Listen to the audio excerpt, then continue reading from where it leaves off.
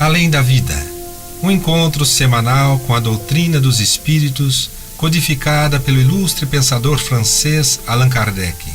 Um momento de meditação, um momento de reflexão, um momento de luz. Além da vida, uma mensagem de esperança para um novo amanhecer. Todos os domingos, às 8h30 da manhã, aqui, na Rádio Londrina.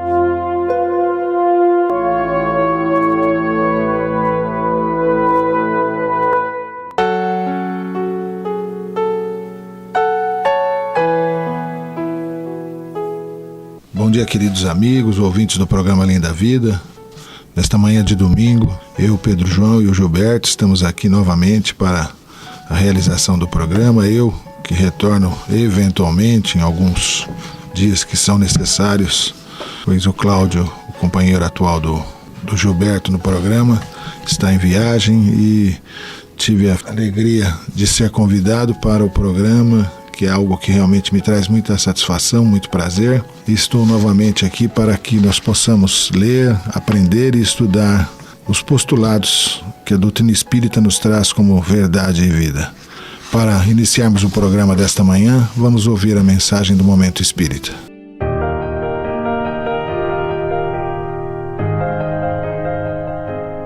Ele sonhava ser engenheiro em tecnologia da informação.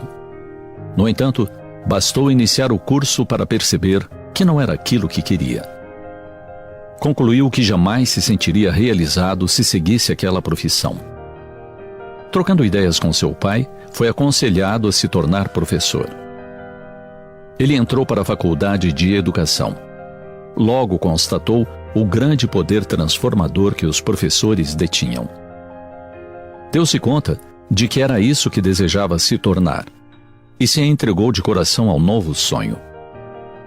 Começou trabalhando em 2009 numa escola pública em Solapur, uma vila na Índia. A escola não possuía nenhuma infraestrutura e ficava espremida entre um curral e um armazém.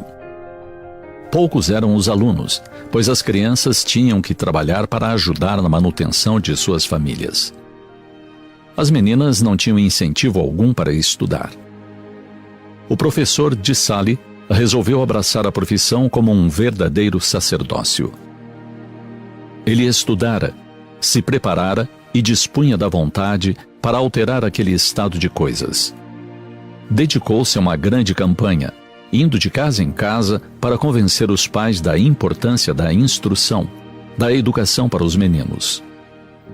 Foi, no entanto, seu intenso trabalho para a educação das meninas que lhe valeu em dezembro de 2020 a conquista do Global Teacher Prize, mais conhecido como Nobel da Educação. O prêmio é ofertado pela Varkey Foundation, sediada em Londres, em parceria com a Unesco, a Organização das Nações Unidas para a Educação, a Ciência e a Cultura. Dissali foi o escolhido entre mais de 12.000 indicações e inscrições de mais de 140 países de todo o mundo. Demonstrando seu despreendimento, o professor de apenas 31 anos se dispôs a dividir o prêmio de $1 milhão com os colegas finalistas do concurso.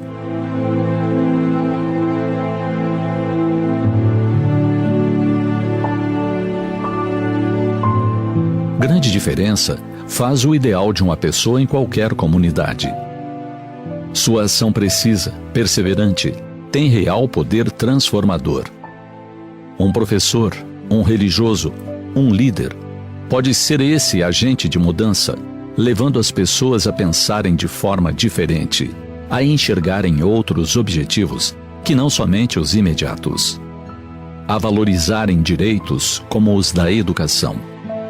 Em sua sabedoria, Deus espalha pela terra almas devotadas que se esmeram em alcançar os ideais de bem-estar aos seus irmãos.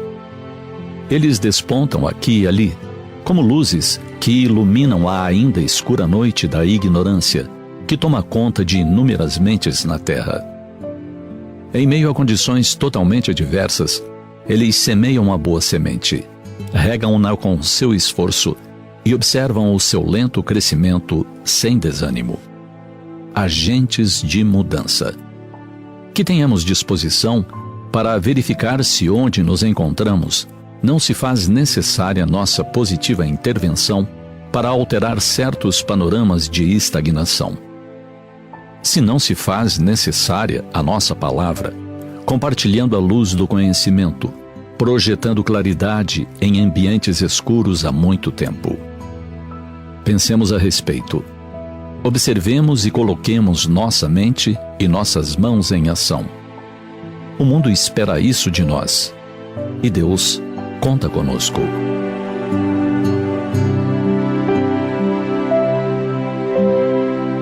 O Momento Espírita também está nas redes sociais. Siga no Facebook e no Instagram as páginas oficiais @Momento Espírita FEP e @Momento Espírita _FEP. Bom dia, ouvintes, aqui é Gilberto quem fala. Primeiro, vamos agradecer a Deus pela oportunidade deste momento, pela oportunidade de mais um programa Além da Vida, programa oriundo do Centro Espírita Allan Kardec de Cambé, desde os tempos do seu Hugo ainda, quando o seu Hugo ainda estava entre nós. Queremos agradecer a Deus Pai, a Jesus, a toda a espiritualidade que nos auxilia, e hoje em especial pela presença do Pedro, que veio aqui de boa vontade após a primeira intimação. Não precisa nem fazer a segunda intimação, ele já topou vir. Nós vamos fazer a leitura do capítulo 11, Amai ao próximo como a si mesmo, no item 8, que nos fala da lei de amor, nas instruções dos Espíritos.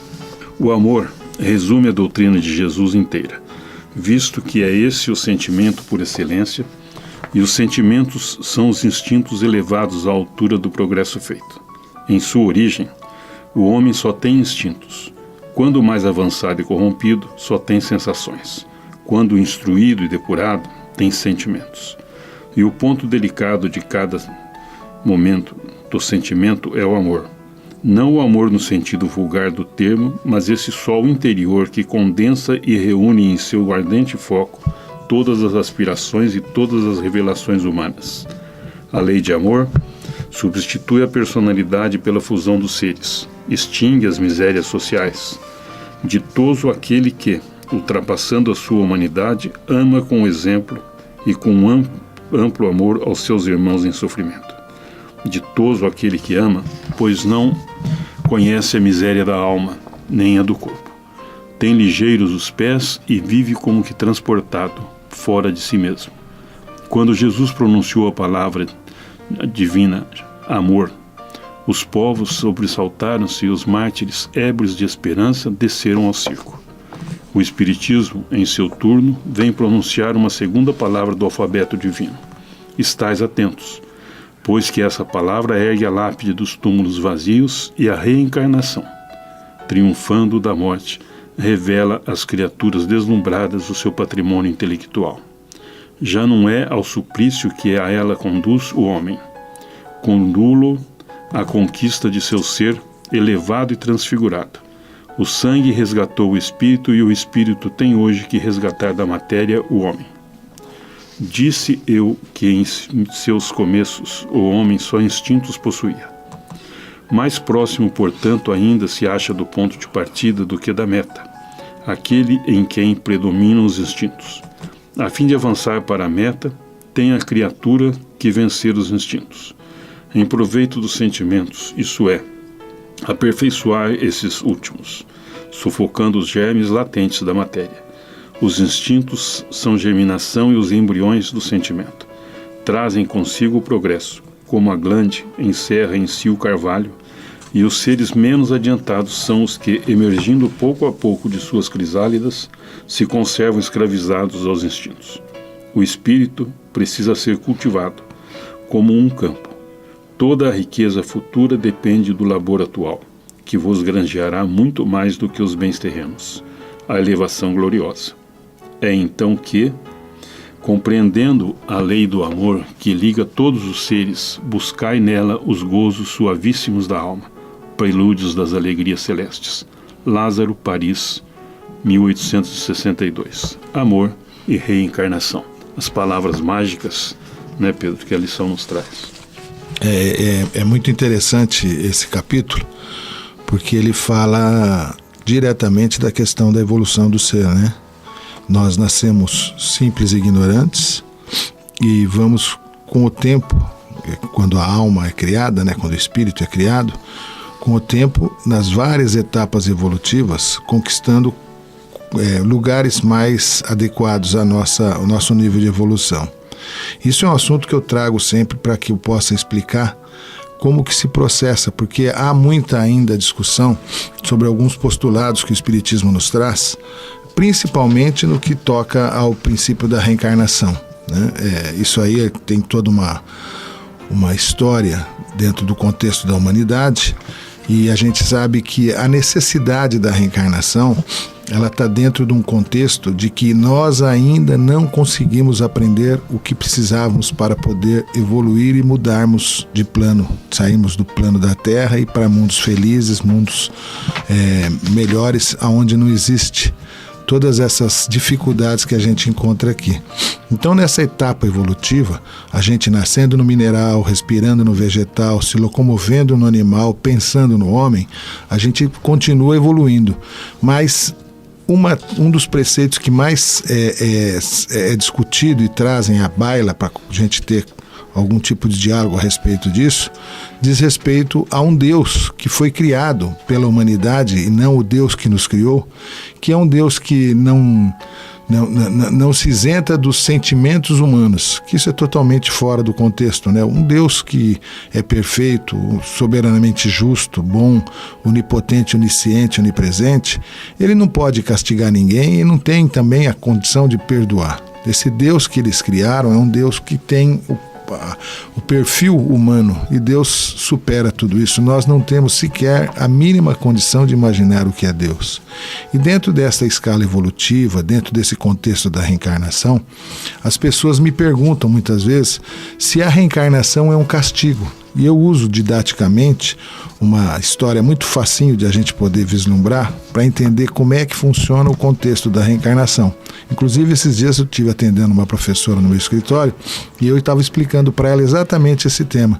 Eu falei, o teu aluno de 5º ano, quando ele não tem condições de poder passar de ano e ir para a 6ª série, ele reprova. A reprovação para ele pode ser apresentada como sendo um castigo para ele? E a professora, com muita didática e muita inteligência, falou, não pode ser um castigo. O castigo seria se nós deixássemos ele evoluir dentro da escola, porque no 6º ano, não tendo aprendido a matéria do 5º ano, ele não teria condições de acompanhar o resto da turma. Então ele reprova e tem que novamente fazer o 5º ano para aprender aquilo que ele deixou de aprender. Nós reprovamos na vida. Nós deixamos de praticar o amor na sua verdadeira acepção da palavra, dentro daquilo tudo que Jesus nos traz como verdade do caminho e da vida. Deixamos de reconhecer no próximo o nosso irmão, deixamos de reconhecer em Deus o nosso verdadeiro Pai, o Criador de tudo isso, e enquanto nós não tivermos o desapego a todas essas coisas, aos gigantes da alma que Joana de Ângeles tanto fala, que é a inveja, a cupidez, a vaidade, os ciúmes e tantos outros elementos que nós trazemos arraigados ainda do homem velho, nós vamos continuar reprovando, vamos reprovar, mas não por um castigo. Nós vamos reprovar para que a gente possa aprender realmente a amar, aprender que nós temos que nos desfazer de tudo isso que ainda nos traz atado a esta vida, para que um dia possamos pleitear, para que um dia possamos imaginar morando, habitando em mundos mais felizes, né, Gilberto? Certamente.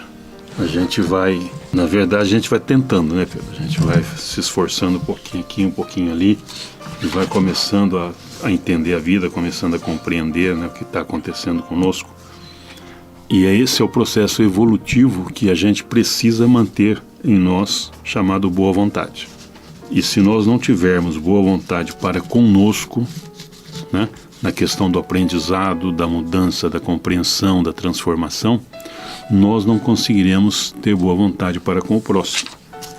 Porque nós necessitamos do aprendizado, necessitamos da prática, do treinamento e do exemplo. Então, quando a gente fala da lei de amor, a gente está falando de uma uma manifestação, né, que Jesus trouxe essa informação para a gente num momento em que éramos extremamente ignorantes.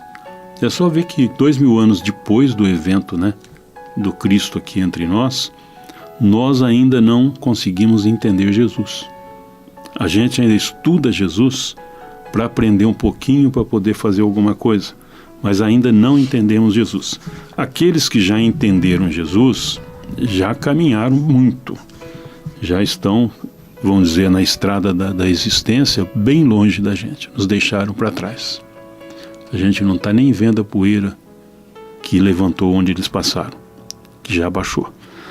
Então cabe a nós essa transformação e cabe a cada um de nós fazer a sua autotransformação. Porque não adianta a gente pegar, como nos fala a lição, né? Não adianta você pegar o livro, ler, se você não tem o sentimento dentro de você.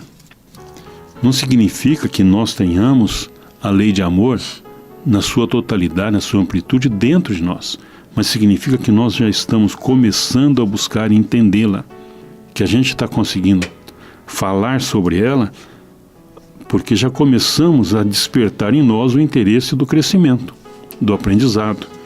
É o exemplo que você deu aí, né, do aluno do 5º ano, que ou ele reprova e volta através, que seria a nossa reencarnação, né, ou ele reprova e volta para aprender, ou ele vai ficar, como costumamos dizer, né, patinando no seco, não vai conseguir evoluir.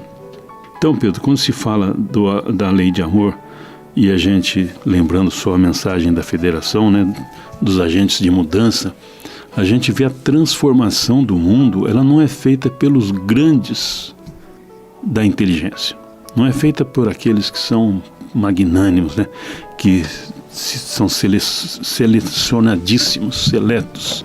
Ela é feita por pessoas normalmente de origem simples, de alguém que saiu lá de baixo, lá do começo do processo evolutivo e que conseguiu aprender como é que faz. E esse como é que faz não é tão difícil, é o que a gente acabou de ler no Evangelho. É uma questão de se disponibilizar ao aprendizado, de criarmos a necessidade de nos modificarmos.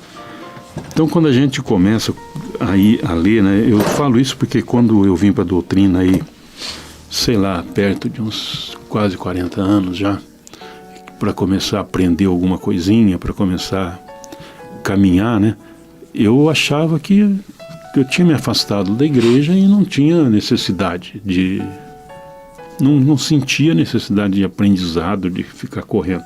Até que a gente vai sendo chamado, né?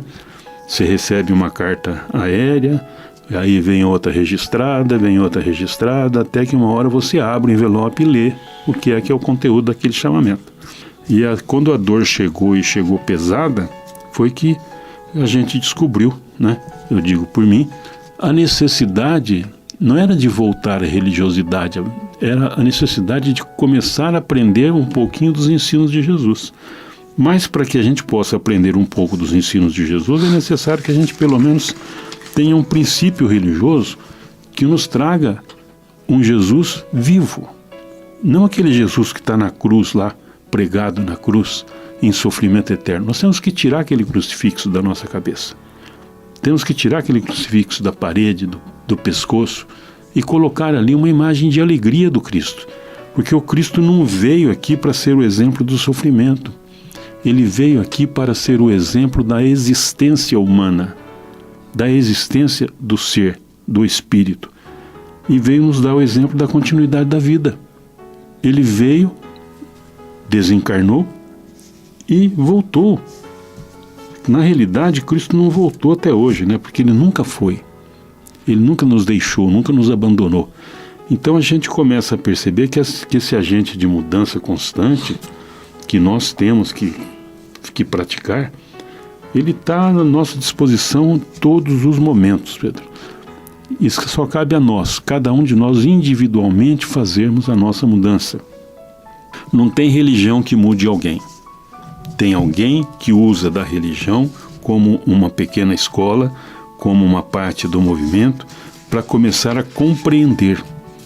E quando começamos a compreender e a entender a importância dos ensinos de Jesus, a gente se apega, evidentemente, a uma religião que nos acolha, porque a melhor religião não é a minha nem a sua, a melhor religião é aquela onde a gente se sinta bem, onde a gente se sinta confortável, com capacidade de aprendizado, de entendimento e de criar em nós a persistência, né, Pedro?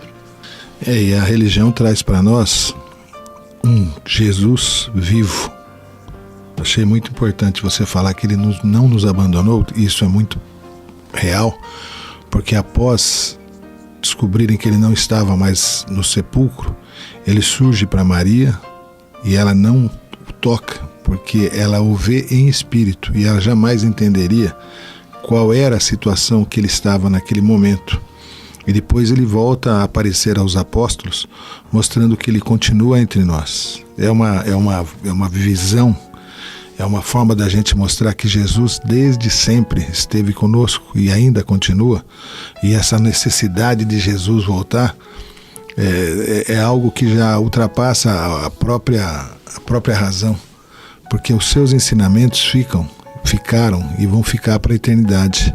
Ele traz para nós a grande lei do amor. Ele fala: amai a Deus sobre todas as coisas e ao próximo como a si mesmo. E ele mostra que para que nós possamos amar a Deus, nós possamos então amar ao próximo. E como nós poderemos amar ao próximo? Amando-nos, aprendendo a respeitar as nossas limitações, aprender a buscar o conhecimento para engrandecimento da nossa alma. Essa mensagem da lei do amor, que o Gilberto leu no começo, ela fala exatamente a respeito desse processo evolutivo. Nós, na vida regressa, quando ainda não tínhamos conquistado a condição hominal, nós éramos os animais e nós vivíamos por instintos. Então, se você fizer um quadro onde você demonstra como é o processo evolutivo, você vai ver que ainda como animal nós só nos movíamos por instintos, que é o que os animais fazem.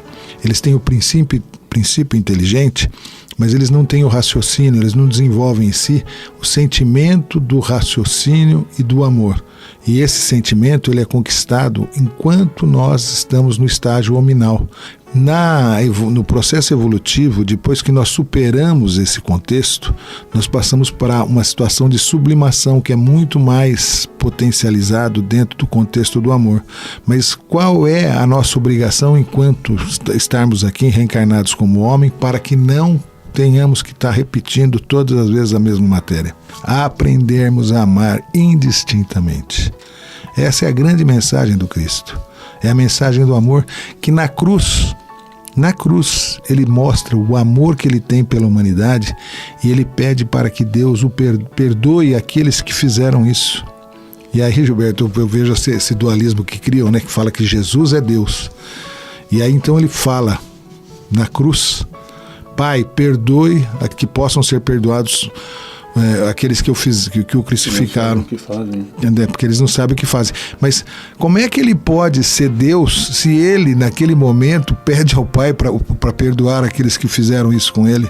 Então, o livro, o Evangelho, ele é muito claro, só precisa ter boa vontade e entendimento. Nós não precisamos viver sob a doutrinação de outras filosofias, porque ele é extremamente claro. E se nós conseguirmos tirar o substrato mais profundo do Evangelho de Jesus, a gente vê que ele só fala de amor. O amor é o tempero da nossa vida, é aquilo que faz nós mudarmos as nossas visões, evoluirmos, deixarmos de sofrer pelas coisas. Eu vejo as pessoas que passaram pela nossa vida no dia a dia, aquelas que se notabilizaram pelos trabalhos que realizaram em prol dos outros, e vejo como o amor modifica não só aquele que está ali em trabalho em benefício dos outros, mas aqueles que recebem toda essa carga de afetividade, de amor, transforma o ambiente, muda a vibração do local.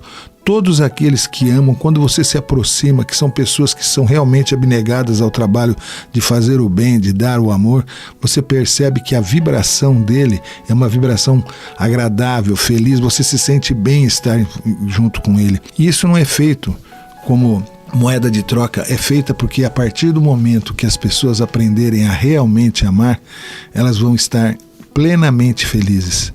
porque é o amor que transforma as nossas vidas. Essa é a maior lição que Jesus nos traz, dizendo: temos a obrigação de aprender a amar. Aquele que faz o bem despretensiosamente, que faz por amor, sempre mostra um grau de felicidade que a gente não conhece.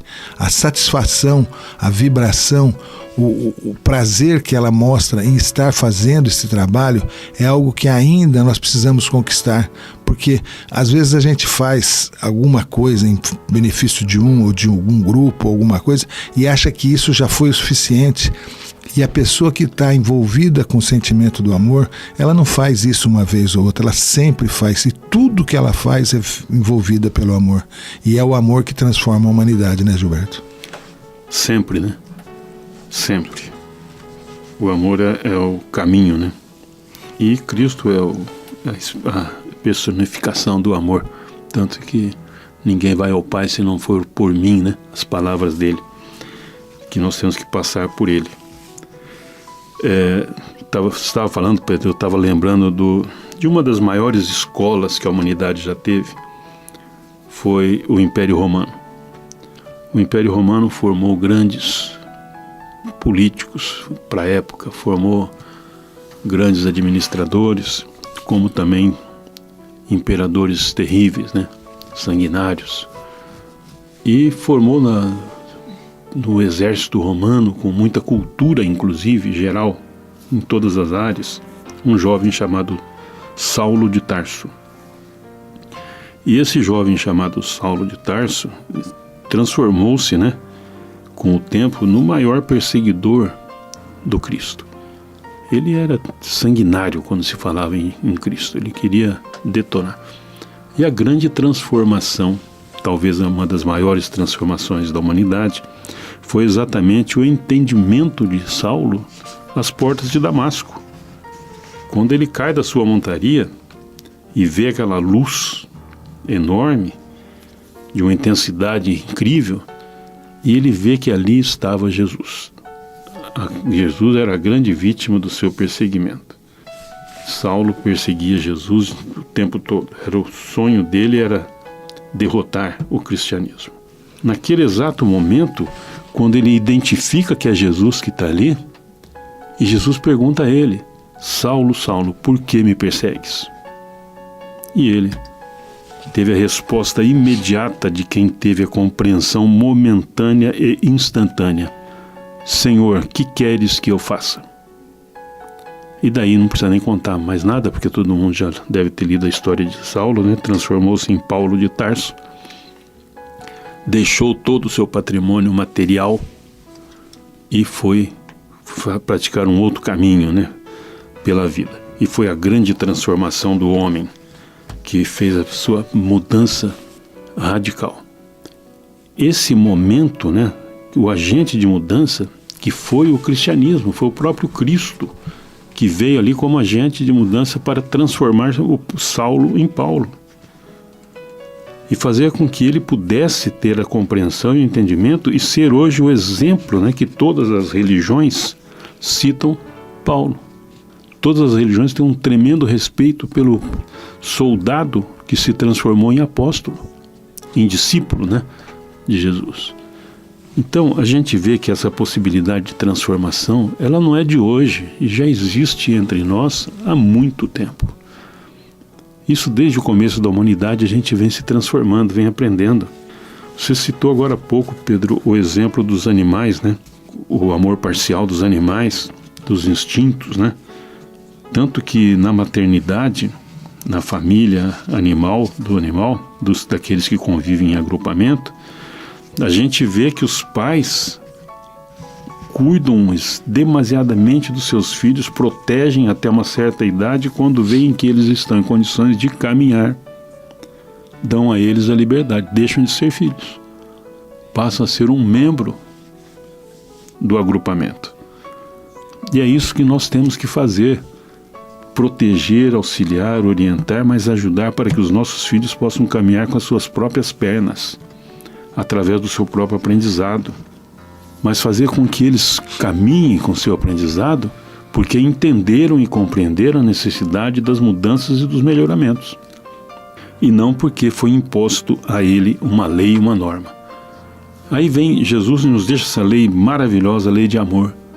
O que fala a lei de amor? Não fala nada. Ela fala que nós temos que amar. E Jesus vem e nos traz a palavra amor e nos fala o que é o amor. De que maneira? Pregando, demonstrando, colocando ali o exemplo da sua vida, exemplificando. E é isso a grande mudança que nós temos que fazer em nós para que nós possamos auxiliar os nossos filhos e os nossos sucessores, em todos os sentidos, né, Pedro? Essa lei de amor é uma lei que iramos ou não, ela vai ser conquistada por nós em qualquer tempo. O tempo, quem vai dizer, vai ser nós, em nossas atitudes e nossos atos. Mas enquanto nós não conseguirmos realmente praticar o amor na sua plenitude, nós vamos continuar reprovando de ano, e não como castigo, porque Deus não castiga, é como aprendizado. Eu estava ouvindo você falar, Gilberto, e eu estava me reportando das situações que a gente já falou em algumas palestras com relação à nossa própria evolução. A gente vê ainda que existem alguns irmãos que estão totalmente envolvidos com os sentimentos, mas ainda voltados para as questões dos instintos, que ainda também o instinto se torna uma razão da nossa fixação nesse estágio evolutivo. E muitas vezes a gente olha com bastante ojeriza, raiva, rancor, aqueles seres que ainda não entenderam praticamente nada do sentimento maior, que é o sentimento do amor, e tem sentimentos de posse, sentimentos de propriedade, aonde eles praticam o feminicídio, que está tão divulgado hoje, mas o parricídio, o fraticídio, o filho que mata o pai, o filho que mata o próprio irmão. E a gente vê que são pessoas ainda, e dá para a gente fazer essa distinção de forma muito clara. Eles ainda estão muito vinculados aos instintos. E nessa questão da própria evolução humana, a gente percebe que quanto mais instinto a pessoa demonstra, mais próximo do animal ele está. Não que ele tenha voltado ou regredido, não, ele evoluiu do animal para o hominal, mas ele ainda está vinculado a essas questões instintivas, não conseguiu cultuar no seu coração o amor. Então ele não tem uma esposa que vai compartilhar com ele as coisas da sua vida, os prazeres, as alegrias, vai junto com ele trabalhar as tristezas. Ele tem uma esposa que é uma posse dele. O filho não é aquele ser que veio dentro do lar para que ele possa educar, ensinar, instruir, dar exemplos, porque os exemplos arrastam, né? Se a palavra convence, o exemplo arrasta, diz o ditado, né?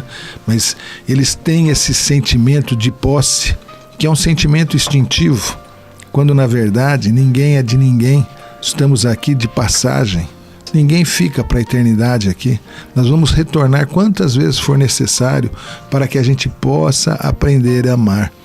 E o pior disso tudo, no contexto dessas pessoas que praticam essas situações bárbaras, é que eles retornam vivenciando experiências novas com as mesmas pessoas que eles viveram no passado, até que ele aprenda a amar.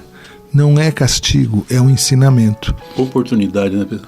São oportunidades que são dadas, óbvio, porque assim ele pode se reencontrar consigo mesmo, ele pode se regenerar, ele pode se reciclar, e juntamente com aqueles que ele tem compromissos.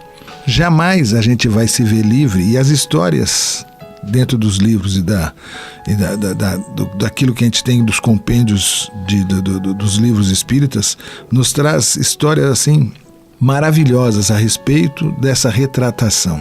Então, ninguém é de ninguém, nós somos seres individuais, vivemos num mundo para aprender a amar, e o ensinamento que traz Jesus é a bússola que tem que orientar o nosso caminho. O Gilberto estava falando de Paulo de Tarso, e essa história de Paulo de Tarso tem uma característica muito peculiar, que ele fala de Estevão. Estevão era o irmão de Abigail, que foi casado com Paulo de Tarso, e o Paulo de Tarso convida Abigail para que vá ver o apedrejamento de Estevão, porque ele era cristão, é considerado o primeiro mártir da história cristã. Mas o Paulo de Tarso não falou quem era a pessoa. Ele falou: hoje vamos apedrejar um desses discípulos de Jesus que foi pego, e nós vamos dar o exemplo para que a humanidade pare de seguir esse personagem que foi criado. E matam Estevão apedrejado. E Abigail chega no final de toda essa cena, e quando ela olha, ela reconhece no Estevão o irmão dela. Então, olha como o mundo, a espiritualidade, como as tramas da vida da gente nos levam, a gente sem perceber, a refletir sobre os atos que a gente pratica. Tudo aquilo que a gente faz de mal para os outros, ele retorna para nós, às vezes, numa potência muito maior, porque é a lei de causa e efeito. Aquele que faz o mal recebe o mal em troco não como uma vingança, mas como uma causa natural. A física já explica isso. E nós somos, sem dúvida nenhuma, vítimas de nós mesmos. Então, por que não fazer o bem para poder receber de troca o bem que fizermos aos outros? Não porque eles vão nos dar alguma coisa em troca, mas nós vamos aprender e vamos conhecer o beneplácito, a troca que nós temos em fazer o bem para os outros pela própria satisfação pessoal, pela nossa própria alegria. E quem está engendrado em trabalhos dessa natureza, e a gente conheceu muitos que passaram pelas nossas vidas, a gente vê como eles são felizes com tão pouco. Eles não precisam de bens materiais para ser felizes. Eles são felizes porque eles aprenderam a amar. Ainda tem muitas coisas e muitas etapas para serem superadas, mas o amor, como tônica das nossas existências, é tudo aquilo que afasta a nós das drogas, das bebidas, dos maus companheiros, dos maus locais e principalmente das doenças.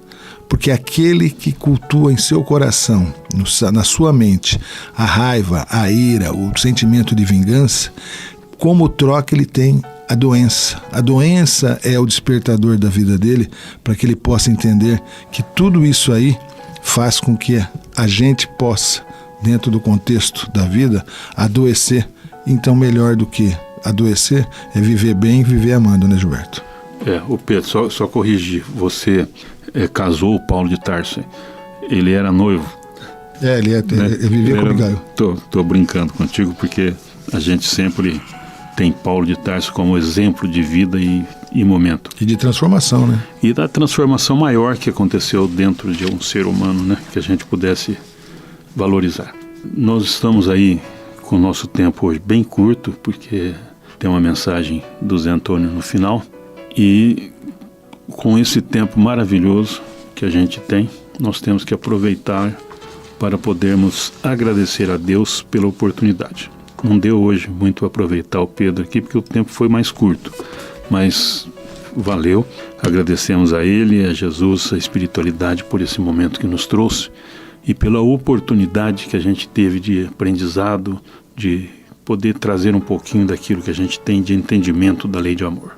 Queria agradecer a todos, ao Gilberto pelo convite, que sempre é muito bem recebido, porque tenho muita saudade do tempo que a gente fazia o trabalho junto, mas outros compromissos me chamaram para que eu possa cumprir outra etapa da minha vida.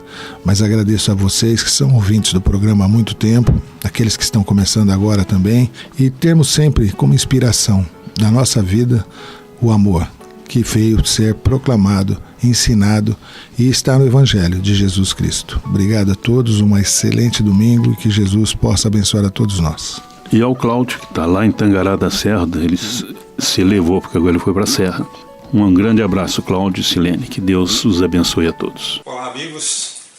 Então, na reflexão passada, nós contamos o caso do André Luiz, esse amigo nosso, estudamos a fatalidade de uma forma bastante arejada, bem analisada pela doutrina dos espíritos, por Allan Kardec, para ficar bem claro o que é a fatalidade individual da nossa programação e a fatalidade da humanidade. Todos temos que morrer, desencarnar, deixar o corpo físico. E aí entrou no tema moratória, que eu deixei para esse segundo programa, que eu considero esse tema também muito importante. Como que nós definiríamos a palavra moratória? Eu definiria assim. O que é a moratória? Lendo o livro Ação e a Reação de André Luiz, lendo obras que tocam no assunto a respeito, eu definiria assim: o que é a moratória? Espiritualmente falando, estou falando judicialmente, estou falando espiritualmente. é um tempo de vida a mais aqui na Terra, concedida pelas soberanas leis de Deus. Quer dizer, se existe moratória, existe permissão. Se são os espíritos de alta hierarquia que coordenam esse processo nos planetas, em torno de cada mundo habitado, de quem que vai poder ter ou não moratória, é porque está dentro das leis de Deus, senão não seria possível. Então, quais leis de Deus? De amor, de justiça e de caridade.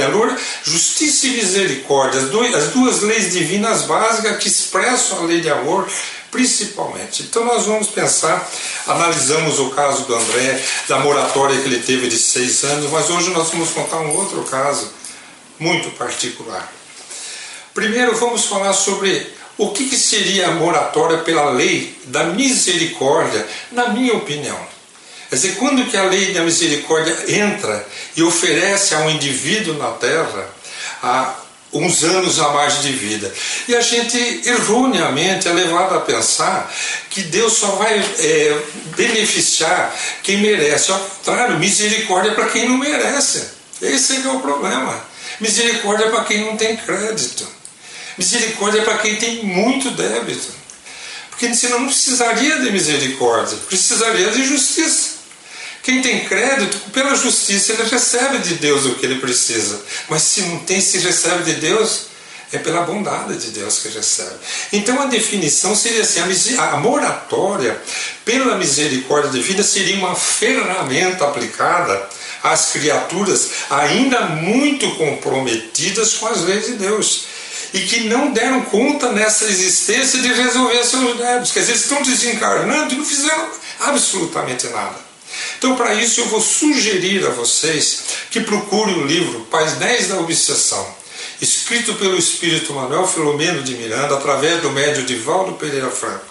E vocês vão iniciar uma história de um indivíduo com tuberculose desencarnando, que não aproveitou a vida, e a misericórdia divina, através dos superiores e por vários outros fatores ao redor daquele indivíduo, porque só pela falta de merecimento dele talvez não devesse se vestir, mas houve vários fatores que fizeram com que os espíritos superiores entendessem que ele devesse ficar mais um tempo na Terra.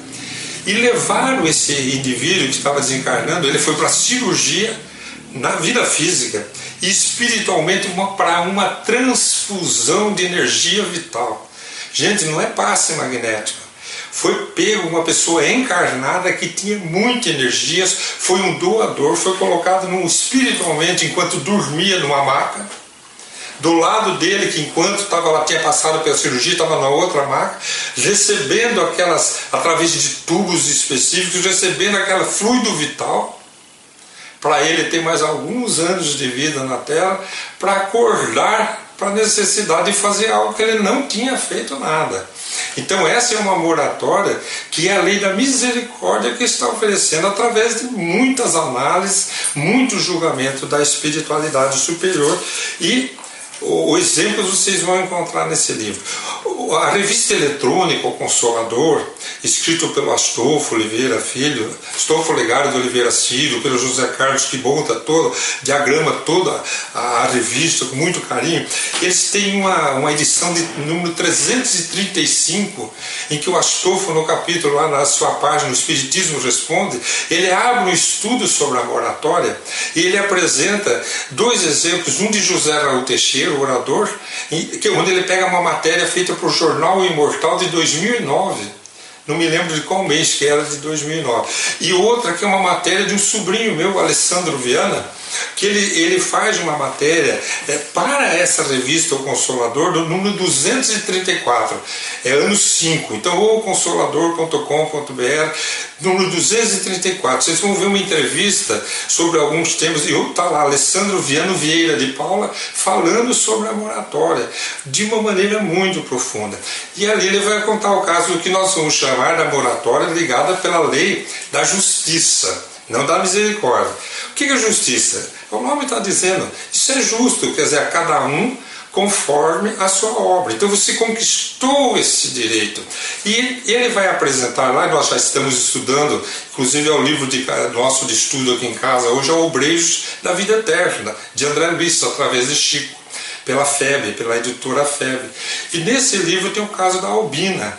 A Albina é uma senhora que chegou a hora da desencarnação, e veio o grupo todo para preparar a desencarnação dela. Uma mulher de muito merecimento, está prontinha para desencarnar. E quando eles estão lá na casa dela, o grupo que veio, liderado por Jerônimo, que é o guia, Jerônimo pede que aguarde, que ele foi chamado em altas esferas para uma discussão do caso daquela senhora. E ele vai e demora um dia, ele só volta no outro dia. Então ele pede para o André Luiz que fique ali com a equipe cuidando da família. No outro dia ele volta. Recebemos ordem de mantê-la na Terra. E aí ele vai contar os motivos, com tanto merecimento dela, ficar um pouco mais aqui na Terra. Gente, vou ser sincero, na verdade é por missão, porque ela merecia mesmo, era um mundo espiritual melhor, sem os padecimentos do mundo físico. Mas ela está numa missão tão bem realizada, modificando tantas pessoas ao seu redor. Mas a surpresa maior é que a intercessão de um espírito reencarnado como neto adotivo dela, Joãozinho, 5 anos de idade, um espírito de alta envergadura espiritual, pediu a espiritualidade para a avó não ir embora. E esse pedido foi aceito, e eles vieram, em vez de fazer a desencarnação, encheram ela de novas energias para ela permanecer mais um tempo na Terra. Não muito, porque o estado orgânico dela já era lastimável, já era de quem estava pronta para partir, mas o suficiente para concluir. Então nós podemos concluir as suas realizações. Uma pessoa que vem na Terra e dá conta das suas tarefas tem merecimento. Deixa ela concluir da maneira que ela gosta.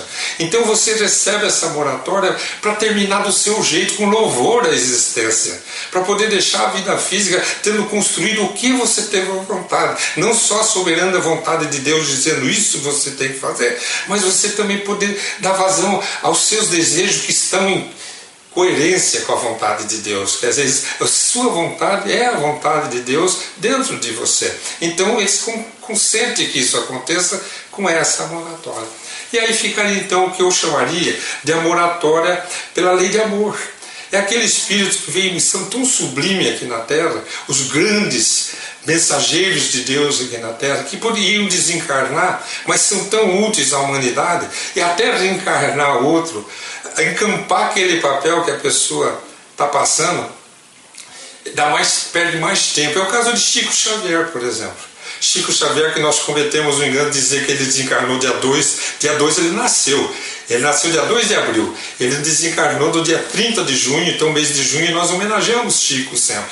E hoje a gente lembra que Chico, a partir dos 50 para os 60 anos, ele já está se preparando para voltar para a pátria espiritual. E um dia Emmanuel chega para ele, o seu guia espiritual, e diz assim: Chico, você acaba de ser desapropriado do seu corpo. Nós precisamos de você na Terra. Então você vai continuar sua tarefa, nós continuaremos ao seu lado, fazendo tudo o que for necessário. E Chico viveu até 30 de junho de 2002, quando foi a data da sua desencarnação. Mas nós estamos falando sobre moratória, gente. Eu gostaria de contar um caso pessoal que, para mim, transformou a minha vida. É antes e depois. No ano de 1998, em junho, eu já como espírita há alguns anos, já tendo assumido as tarefas das pequenas preleções das casas espíritas das cidades da região, da redondeza, eu estava saindo para um trabalho de palestra. Foi quando surgiu o celular, aquele celular antigo, parecia um tijolo, sem ninguém te abria. Veja. Graças a Deus eu estava com um celular daquele. Eu estava passando, indo da minha casa para um centro espírita aqui de Londrina, senti um aperto no peito, parei no posto de gasolina, o aperto foi aumentando. 1998. Liguei para minha esposa do celular, ela avisou o pessoal que eu não tinha condição de vir para casa, deitei-me, em vez de ir para um pronto-socorro, médico, hein? Vim para casa, deitei-me, como espírita, pedi ajuda ao Dr. Bezerra, tirei minha blusa, peguei uma toalha, umedeci, pus no peito e fechei os olhos e me pus em pressa e dormi. Acordei 1h da manhã, mais ou menos, aliviado, a sensação de que tinha sido auxiliado, mas procurei o cardiologista. No outro dia fui no cardiologista, me pediu o roto, demorei um pouquinho, aliás, demorei as 2 semanas. Fiz o roto, fiz tudo, e descobri que eu tinha tido um infarto na ponta do coração. Mas descobri, então já estava com 3 semanas depois, tanto que eles só me medicaram com... Naquela época o cateterismo não estava assim tão, acho que, comum, mas eles me medicaram com medicações via oral. E eu sei que a partir daquele momento eu segui minha vida, me dei conta como se eu estivesse estabilizado. Em outubro, final de outubro, Divaldo Pereira Franco veio à nossa região fazer uma conferência aqui em Cambé, no centro, no Harmonia Tênis Clube. E o senhor Hugo, dirigente da Casa Espírita, pediu que eu apresentasse Divaldo, que eu dirigisse, o trabalho. Alguém apresentaria, outro faria a prece. Mas nós fomos almoçar. E durante o almoço, a palestra seria à noite. O senhor Hugo fez uma mesa em L para 50 pessoas. Lá na cabeceira estava ele, o Divaldo, a comitiva que veio com o Divaldo. E eu aqui na ponta, conversando com o Astolfo.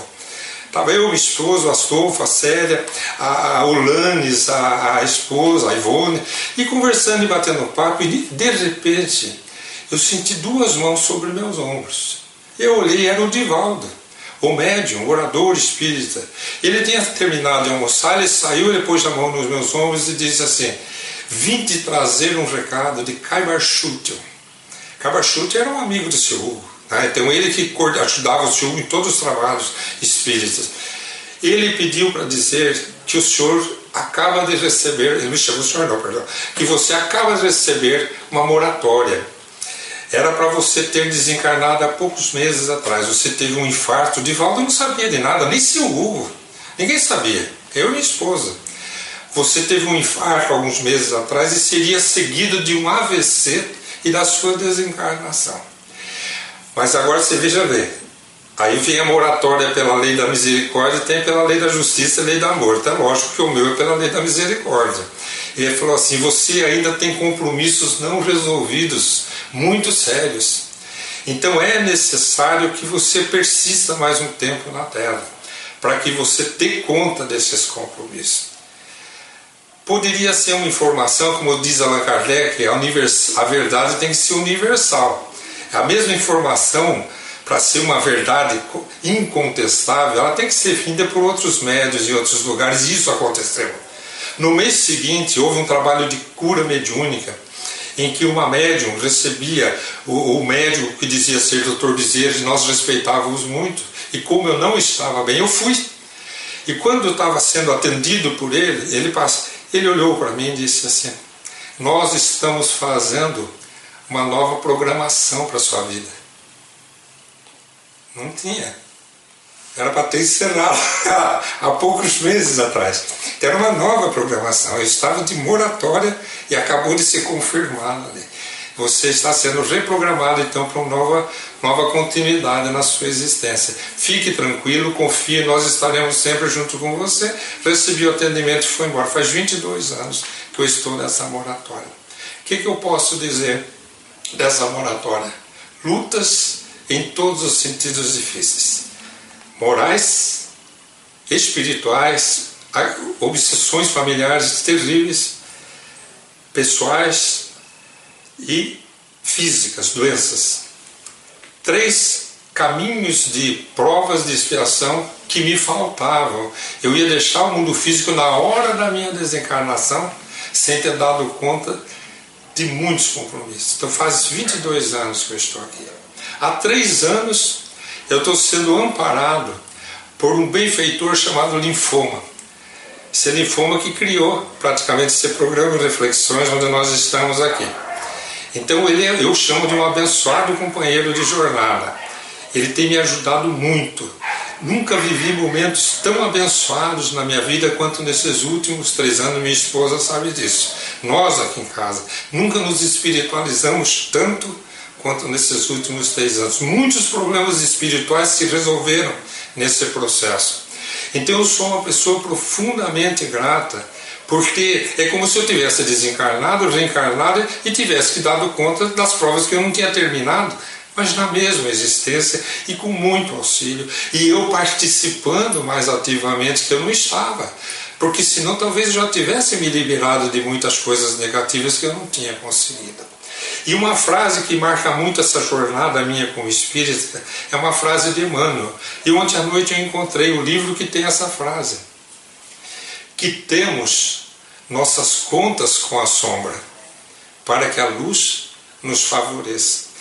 Essa madrugada, essa manhãzinha, 6 horas da manhã, eu entrei no Google e coloquei a frase inteirinha. Eu falei, será que eu acho?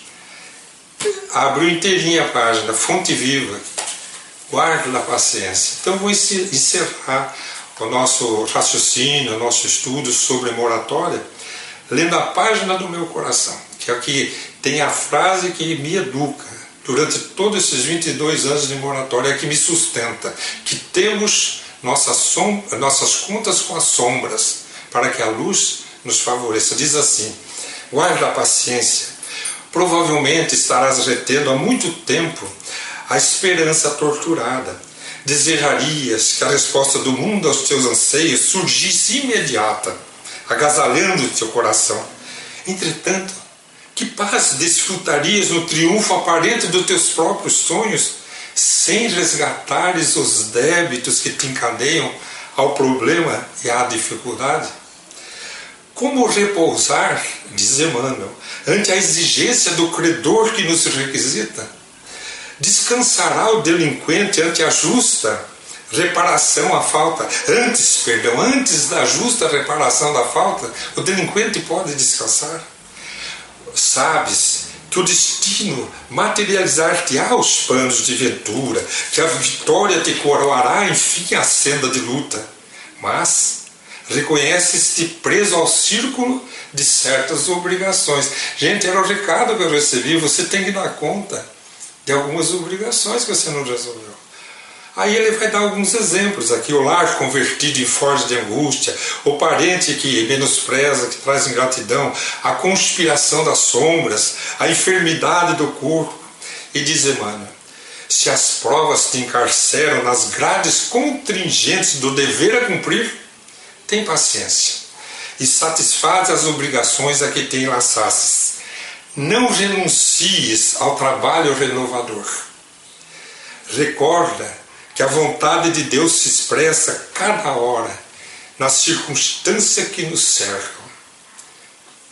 Paguemos nossas contas com a sombra, para que a luz nos favoreça. E daí ele encerra: em verdade alcançaremos a concretização dos nossos projetos de felicidade.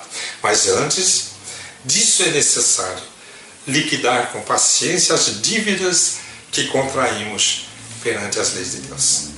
Até o nosso próximo encontro. Além da vida, um encontro semanal com a doutrina dos espíritos, codificada pelo ilustre pensador francês Allan Kardec. Um momento de meditação, um momento de reflexão, um momento de luz. Além da vida, uma mensagem de esperança para um novo amanhecer. Todos os domingos, às 8h30 da manhã, aqui, na Rádio Londrina.